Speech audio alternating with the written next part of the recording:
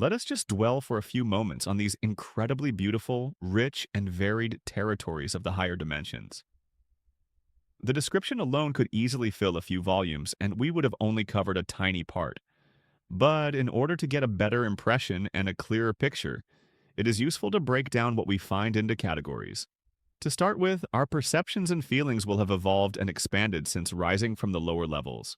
Lower down, we may have already marveled at the fantastic architecture and the amazingly powerful creations man is capable of. This occurs when man begins to utilize his creative energies without the restrictions of the laws of physics. But compared to what our higher energy creative powers are capable of here, even those magnificent creations will appear almost poor by comparison. We are much more closely linked to a much higher energy which allows us to connect to higher creative forces. This makes it much easier to conjure up more beautiful shapes simply by thinking about it. The way this works is the moment we think of a shape or design, we receive some kind of feedback from our animated creation. This, in turn, inspires us further, and so we enter into an intimate feedback dialogue with our object of creation.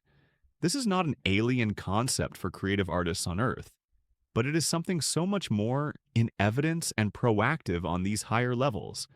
This principle is active in the whole environment as well, which provides instant feedback to whatever we observe. Rather than observing the world, we communicate with it. For example, resting at a small stream and listening to the sound of the waves splashing against the stones. We start to forget that it is water we are listening to. Instead, it becomes a melody, a song especially composed for us, with complex and constantly changing undertones of musical rhythms.